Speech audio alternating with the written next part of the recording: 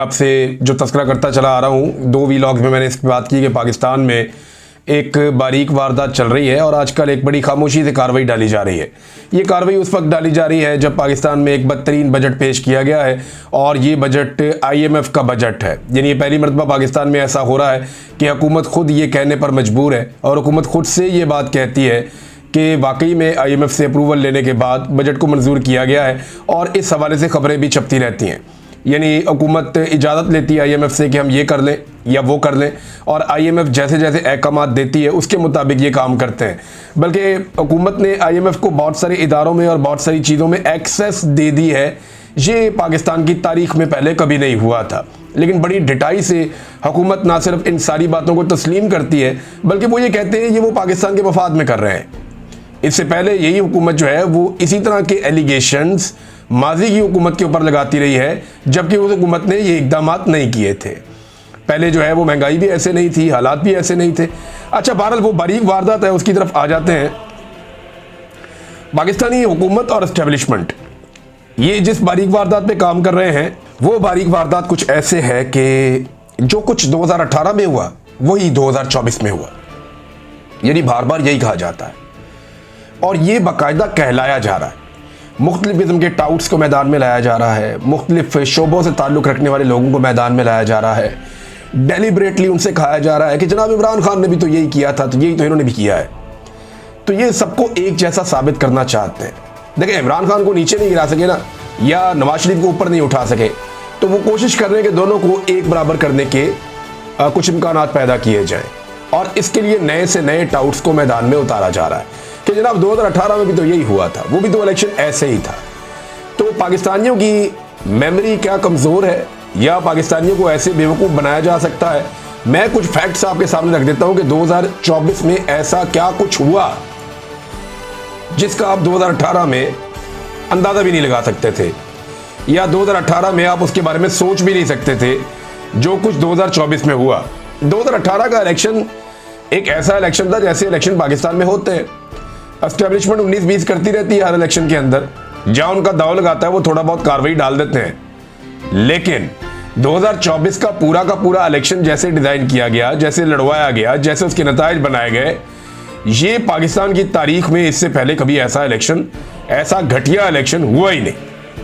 अब जरा चंद चीजें मैं आपके सामने रखता हूं और ये चंद चीजें मैं कह रहा हूं, ये बहुत सारी भी रख सकता हूं, लेकिन रिकॉर्ड की दुरुस्ती के लिए चीजें मैं आपके सामने रख रहा हूं। नंबर 1, 2018 में तमाम सर्वेज में पाकिस्तान तहरीक इंसाफ मकबूल तरीन जमात थी, लिहाजा उनकी हुकूमत बन गई। लेकिन 2024 के इलेक्शन में तमाम सर्वेज में पाकिस्तान तहरीक इंसाफ मकबूल तरीन जमात थी, लेकिन उन्हें हुकूमत नहीं बनाने दी गई। नंबर 2, 2018 में कोई MNA अगवा नहीं हुआ था, ना कोई MPA अगवा हुआ था। यानी जो इलेक्शन लड़ रहे हैं MNA MPA ये अगवा नहीं हुए थे, लेकिन 2024 में ऐसा हुआ। 2018 में कागजात नामजदगी जो जमा करवाने के लिए MPA या MNA जा रहे थे, उनसे कागजात नामजदगी नहीं छीने गए थे। 2024 में ऐसा हुआ। 2018 में जो तायीद कुरिंदा और तजवीज़ कुरिंदगान है उन्हें अगवा या लापता नहीं किया गया था, लेकिन 2024 में ऐसा किया गया। 2018 में किसी सियासी जमात का निशान नहीं छीना गया था, लेकिन 2024 में सबसे बड़ी सियासी जमात का और सबसे मकबूल सियासी जमात का इंतखाबी निशान छीना गया। 2018 में किसी भी सियासी जमात के 10,000 बंदे जेलों में बंद नहीं किए गए थे। चंद लोग बंद हो रहे थे जेलों में, वो हर पॉलिटिकल पार्टी के हो जाते हैं। हाँ, नवाज शरीफ और मरियम नवाज खुद बाहर से आकर उन्होंने कुर्बानी दी थी, जनाब हम जेल जा रहे हैं, इससे उन्हें पॉलिटिकल फायदा भी हुआ था। लेकिन एक पॉलिटिकल पार्टी को 10,000 बंदे जेलों में डाल दिए जाएं, ये 2024 में ही हुआ है। कागजात नामजदगी मुस्तरद नहीं किए गए 2018 में उम्मीदवारों के बड़े पैमाने पर, लेकिन यहां बड़े पैमाने पर उम्मीदवारों के कागजात नामजदगी मुस्तरद किए गए 2024 में। ब्यूरोक्रेसी को आरोज नहीं लगाया गया 2018 में, यह काम जजेस ने किया, लेकिन 2024 में ब्यूरोक्रेट्स को आरोज लगाया गया और उनसे धांधली करवाई गई। 2018 में चादर और चार दीवारी इनके ऊपर हमले नहीं हुए, लेकिन 2024 में 1 लाख के करीब छापे पड़े हैं और चादर और चार दीवारी के ऊपर हमले हुए हैं। 2018 में जबरी गुमशुदगियां नहीं हुई, अगवा बराए बयान नहीं करवाए गए। अगवा बराए बयान का मतलब यह है कि बंदा उठाया, उसे गायब कर दिया, थोड़े अरसे के बाद वो बंदा सामने आया तो उसने कहा जनाब इमरान खान अच्छा आदमी नहीं है, इमरान खान बहुत बुरा आदमी है, तो जनाब मेरी जान छोड़ दे, मेरा पीटीआई से कोई ताल्लुक नहीं है। ये अगवा बराए बयान पाकिस्तान की एजेंसियों ने बंदे उठा उठा कर करवाए।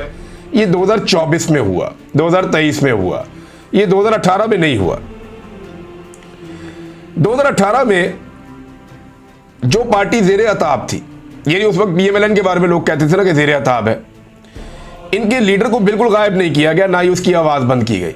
यानी नवाज शरीफ के इश्तिहार भी चलते थे, पोस्टर भी चलते थे, तकारीर भी चलती थी, टीवी पे उनका नाम भी लिया जाता था, ये सारा कुछ था। मीडिया में कोई उनके ऊपर बंदिश नहीं थी, बल्कि यहां तक था कि इनकी पार्टी खुलकर कंपेन करती थी, हर जगह जलसे जुलूस करते फिरते थे। शहबाज शरीफ साहब हर जगह पे पूरी कंपेन चला रहे थे, बाकी लोग भी चला रहे थे। लेकिन 2024 में इमरान खान की तस्वीर और इमरान खान साहब की आवाज़ वो बिल्कुल नापैद थी, दिखाई भी नहीं दे रहा, सुनाई भी नहीं दे रहा, और पाबंदी है मीडिया के ऊपर भी कि उसका नाम भी नहीं ले सकते, फिर भी इन्होंने इलेक्शन लड़ा है। 2018 के इलेक्शन से एक हफ्ता कबल दिन रात अदालतें लगाकर जेल के अंदर किसी लीडर को 35 साल तक की सजाएं नहीं सुनाई गई, लेकिन 2024 में यह भी किया गया। 2018 में इद्दत जैसे और साइफर जैसे घटिया केसेस नहीं बनाए गए, लेकिन 2024 में यह भी किया गया। टीवी और मीडिया में नाम लेने पर किसी पे पाबंदी नहीं थी, लेकिन 2024 में यह भी थी। 2018 के इलेक्शन में इंटरनेट की बंदिश नहीं की गई, लेकिन 2024 के इलेक्शन में इंटरनेट की बंदिश भी की गई। 2018 के इलेक्शन में आधी रात को आरओज नहीं बदले गए, 2024 के इलेक्शन में आधी रात को आरओज भी बदले गए। 2018 के इलेक्शन में रिजल्ट रोककर सबको इकट्ठा करके 17 सीटों वालों को जाली फॉर्म 47 ऑफर नहीं किए गए, लेकिन 2024 के इलेक्शन में जाली फॉर्म 47 ऑफर किए गए उस वक्त जब पाकिस्तान तहरीक इंसाफ 180 नशिस्तों पर वाज़ेह बर्तरी के साथ जीत रही थी। हालांकि इनके पास अपना इंतखाबी निशान भी नहीं था, तो तब नताइज को रोका गया, सबको बुलाया गया, बिठाया गया, डराया गया और ने कहा यार जनाब आपको जाली फॉर्म 47 दे सकते हैं। इन्होंने कहा जी दे, और फिर जाली फॉर्म 47 का सौदा हो गया।